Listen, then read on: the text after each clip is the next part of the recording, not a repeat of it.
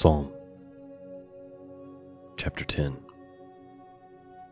Why standest thou afar off, O Lord?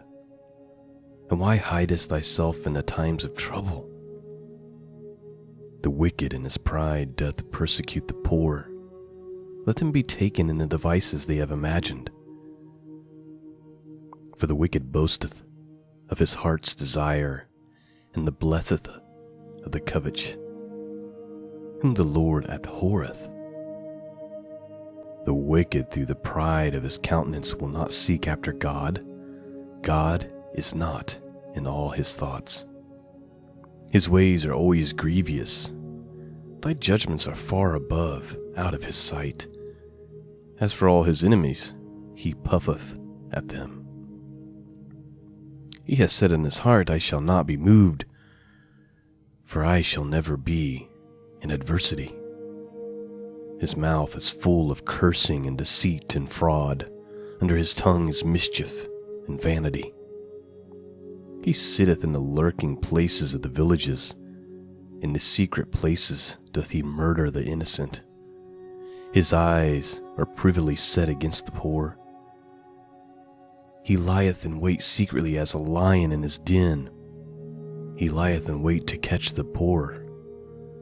He doth catch the poor when he draweth him into his net. He croucheth and humbleth himself, that the poor may fall by his strong ones. He has said in his heart, God hath forgotten. He hath hidden his face, he will never see it. Arise, O Lord, O God, lift up thy hand. Forget not the humble. Wherefore doth the wicked contemn God? He has said in his heart, thou wilt not require it. Thou hast seen it, for thou behold it, mischief and spite to require it with thy hand. The poor committeth himself unto thee, thou art the helper of the fatherless. Break thou the arm of the wicked and the evil man, seek out his wickedness till thou find none. The Lord is king forever and ever. The heathen are perished out of his land. Lord, thou hast heard the desire of the humble. Thou wilt prepare their heart. Thou wilt cause thy ear to hear, to judge the fatherless and the oppressed. The man of the earth may no more oppress. Greetings. Welcome back to the broadcast. It is Monday morning, November 19th, 2018. And Monday is when we do our wisdom and encouragement from the Psalms and the Proverbs. And that was Psalm chapter 10. And we'll read Proverbs chapter 10 in here just a minute. This psalm really has resonated with me, especially as of late, because I gotta admit, as I'm looking at some of the things going on, especially in our country, and I look at the things that these evil men and women get away with, and I see just the filth and I'm specifically talking about like the political system. It just makes you want to throw up when you see all the lying and deceit and traps being laid and just the deception, and it's just awful. And then you read and you hear about some of the things they do in the dark corners. That's just unthinkable. And I think, God, why? Why do you do nothing about this? Why are you so far away from this? Why do you not see what they're doing to the innocent, to little children, to the poor, to those who love you and follow you? That's a question that I ask. I have to be honest. And the psalmist asks the same question, very first verse in Psalm 10. He says, why standeth thou afar off, O Lord? Why hidest thyself in times of trouble? The wicked in his pride doth persecute the poor. Let them be taken in the devices that they have imagined. And I like that word too. Let them be taken in the devices that they have imagined. And a theme that we've seen as we've been studying the Psalms and the Proverbs is that the wicked will fall into their own traps. And that's a prayer that I've been praying. Let them fall into their own traps. Let them fall into their own devices that they have set up for the poor and for the righteous. Kind of like Haman setting up, in the book of Esther, he sets up this thing to hang Mordecai on. And he ended up being hung on it himself. Verse 3 says, "For the wicked boasteth of his heart's desire, and blesseth the covetous, whom the Lord abhorreth. The wicked through the pride of his countenance will not seek after God. God is not in his thoughts. His ways are always grievous. Thy judgments are far out of his sight. As for his enemies, he puffeth at them. He said in his heart, I shall not be moved, for I shall never be in adversity. His mouth is full of cursing and deceit and fraud, and under his tongue is mischief and vanity. He sitteth in the lurking places of the villages, in the secret places doth he murder the innocent. His eyes are privily set against the poor. He lieth in wait secretly as a lion in his den. He lieth in wait to catch the poor. He doth catch the poor when he draweth them into his net. He croucheth and he humbleth himself, that the poor may fall by the strong ones. And he has said in his heart, God has forgotten, has hidden his face, and will never see it." You see, the wicked think, I continue to get away with this, so I'm going to continue to get away with it. That's what they think. And then verse 12 says, "Arise, O Lord, O God, lift up thy hand. Forget not the humble. Wherefore doth the wicked contemn God? He has said in his heart, thou wilt not require it. Thou hast seen it, for thou beholdest the mischief and the spite to require with thy hand. The poor committeth himself unto thee. Thou art the helper of the fatherless." It's almost like the psalmist is reminding himself and God that God stands up for the poor and for the fatherless. He says, "Break thou arm of the wicked and the evil man. Seek out his wickedness till thou find none. The Lord is king forever and ever, and the heathen are perished out of his land. Lord, thou hast heard the desire of the humble. Thou wilt prepare their heart, and thou wilt cause thine ear to hear." You see, God hears the prayers of the humble. Not of the prideful, but of the humble. And sometimes it's hard to tell if we are struggling with pride. It's something that we need to pray about. God, help us to be humble. I heard Francis Chan say once that pride is like bad breath. You don't realize you have it, but everybody around you does.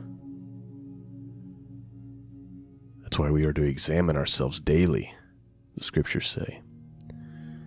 Make sure that we're walking in the faith. Last verse says, "To judge the fatherless and the oppressed, that the man on earth may no more oppress."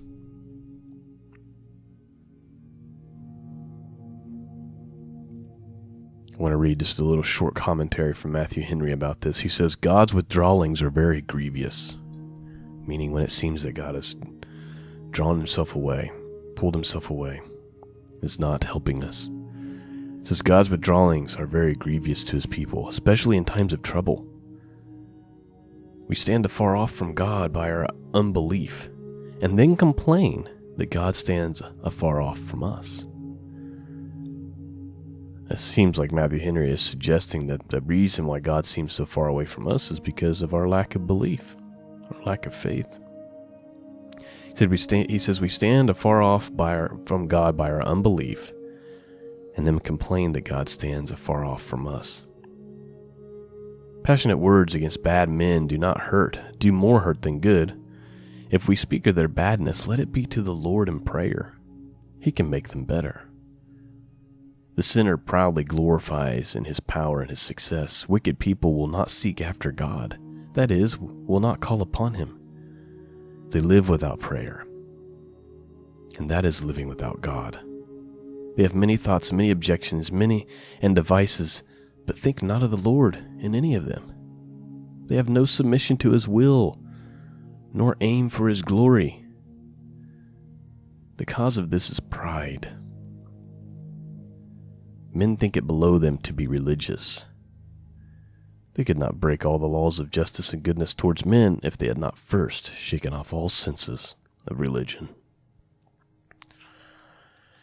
So there's Psalm 10 for you. Let's take a quick look at Proverbs chapter 10. Proverbs chapter 10 here. And this is just speaking about kind of the folly of wickedness versus the wisdom of the righteous. It's kind of like contrasting the two. You have the folly of the wicked. They walk in this wicked way, and it seems right to them, but then eventually they're just going to fall into the pit. Versus how the righteous walk and act. So let's look at Proverbs chapter 11, 31 verses. Here we go. Verse 1. A false balance is abomination to the Lord, but a just weight is his delight. When pride cometh, then cometh shame, but with the lowly is wisdom. The integrity of the upright shall guide them, but the perverseness of transgressors shall destroy them.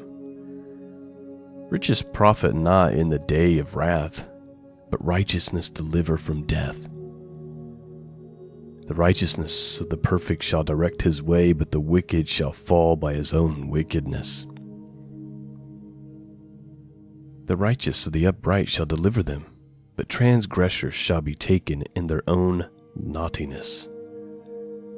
When a wicked man dieth, his expectation shall perish, and the hope of unjust men perish. The righteous is delivered out of trouble, and the wicked cometh in his stead. A hypocrite with his mouth destroyeth his neighbor, but through knowledge shall the just be delivered. When it goeth well with the righteous, the city rejoiceth. And when the wicked perish, there is shouting. By the blessing of the upright the city is exalted, but it is overthrown by the mouth of the wicked. He that is void of wisdom despiseth his neighbor, but a man of understanding holdeth his peace. A table-bearer revealeth secrets, but he that is of the faithful spirit concealeth a matter. Where no counsel is, the people fall, but in the multitude of counselors there is safety. He that is surety for a stranger shall be smart for it, and he that hateth suretyship is sure. A gracious woman retaineth honor, and strong men retaineth riches. The merciful man doth good to his own soul, but he that is cruel troubleth his own flesh. The wicked worketh a deceitful work, but to him that soweth righteousness shall be a sure reward. A righteousness tendeth to life, so he that pursueth evil pursueth it to his own death. They that are on a forward heart are an abomination to the Lord, but such as are upright in their way are his delight. Though hand join in hand, the wicked shall not be unpunished, but the seed of the righteous shall be delivered. As a jewel of gold in a swine's snout, so is fair women, which is without discretion. The desire of righteousness is only good, but the expectation of the wicked is wrath. There is that scattereth, and yet increaseth, and there is that withholdeth more than is meet, but it tendeth to poverty. The liberal soul shall be made fat, and he that watereth shall be watered also himself. He that withholdeth corn, the people shall curse him, but blessing shall be upon the head of him that selleth it. He that diligently seeketh good procureth favor, but he that seeketh mischief, it shall come unto him. He that trusteth in riches shall fall, but the righteous shall flourish as a branch. He that troubleth his own house shall inherit the wind, and the fool shall be a servant to the wise of heart. The fruit of the righteous is a tree of life, and he that windeth soul is wise. Behold, the righteous shall be recompensed in the earth, much more than the wicked and the sinner. And that is Proverbs chapter 11. Lots of contrast there between righteousness and wickedness, but one of the things that was sticking out to me a lot, and that you see a lot in the scriptures, especially in the Psalms and the Proverbs, is wickedness as far as the mouth is concerned, as far as the tongue is concerned. Many times we just read about how the mouth causes wickedness. Gossip. We all know this people, right? The first thing they want to do is gossip. They gossip to you, and the minute you walk out of the room, they're gossiping to somebody else about you, and vice versa, and it's just never ending. Like they just live to stir up trouble. They just live to run their mouths. Eventually, that'll come back. Eventually, you reap what you sow. Eventually, it's going to, you're heaping coals upon your own head.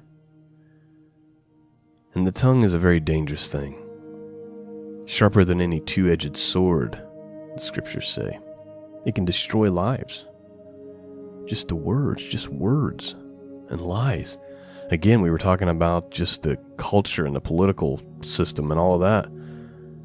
You see what lies and what wicked tongues can cause throughout a whole nation. The division.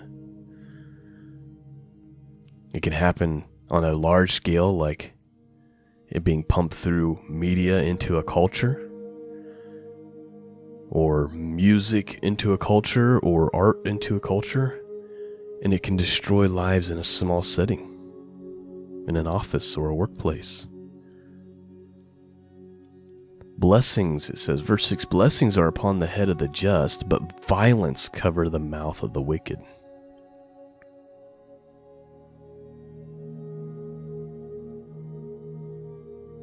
The mouth of a righteous man is a well of life, but violence cover the mouth of the wicked.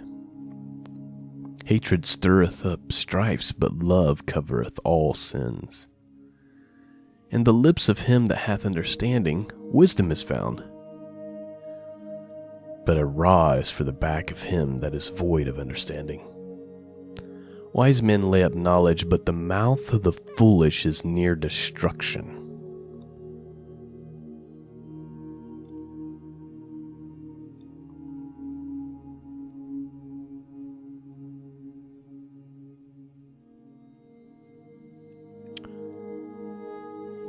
You know what I just realized here, and this is very interesting, is that today's study was chapter 10, and what I read to you out of the Proverbs was chapter 11. And I'm talking about the mouth, and yet I'm going through chapter 10, finding all these words about about the mouth. So maybe this is a word, so maybe my mistake is actually a word for someone today. Let's go ahead and read chapter 10 real quick, and we'll just have to read chapter 11 again next week. Let's do a quick reading of Proverbs chapter 10. Let it sink into your heart. Let the Spirit speak to you. And then I'll close the podcast. It says, the Proverbs of Solomon, a wise son maketh a glad father, but a foolish son is the heaviness of his mother. Treasures of wickedness profit nothing, but righteousness delivereth from death. The Lord will not suffer the soul of righteous to famish, but he casteth away the substance of the wicked. He becometh poor that dealeth with the slack hand, but the hand of the gentle maketh rich.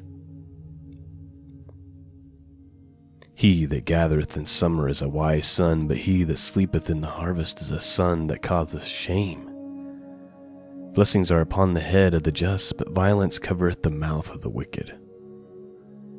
The memory of the just is blessed, but the name of the wicked shall rot. The wise in heart will receive commandments, but a prating fool shall fall. He that walketh uprightly walketh surely, but he that perverteth his ways shall be known. He that winketh with the eye causeth sorrow, but a prating fool shall fall. The mouth of the righteous man is a well of life, but violence covereth the mouth of the wicked. Hatred stirreth up strifes, but love covereth all sins. In the lips of him that hath understanding wisdom is found, but a rod is for the back of him that is void of understanding. Wise men lay up knowledge, but the mouth of the foolish is near destruction. The rich man's wealth is his strong city. The destruction of the poor is their poverty. The labor of righteous tendeth to life. The fruit of the wicked is to sin. He is in the way of life that keepeth instruction, but he that refuseth reproof erreth. He that hideth hatred with lying lips, and he that uttereth a slander is a fool. You see, that theme continues and continues. Continues and continues about the dangers of the things that come out of your mouth. Let me read verse 18 again. He that hideth hatred with lying lips, and he that uttereth a slander is a fool. Verse 19. In the multitude of words there wanteth not sin, but he that refraineth his lips is wise. See, there's wisdom in those who keep their mouths shut. Let that be a word for all of us today. Verse 20, the tongue of the just is a choice silver. The heart of the wicked is a little worth. The lips of the righteous feed many, but fools die for want of wisdom. The blessing of the Lord, it maketh rich, and he addeth no sorrow with it. It is as a sport to a fool to do mischief, but a man of understanding hath wisdom. The fear of the wicked it shall come upon him, but the desires of the righteous shall be granted. As the whirlwind passeth, so is the wicked no more, but the righteous is an everlasting foundation. As vinegar to the teeth, and as smoke to the eyes, so is the sluggard to them that send him. The fear of the Lord prolongeth days, but the years of the wicked shall be shortened. The hope of the righteous shall be gladness, but the expectation of the wicked shall perish. The way of the Lord is strength to the upright, but destruction shall be to the workers of iniquity. The righteous shall never be removed, but the wicked shall not inhabit the earth.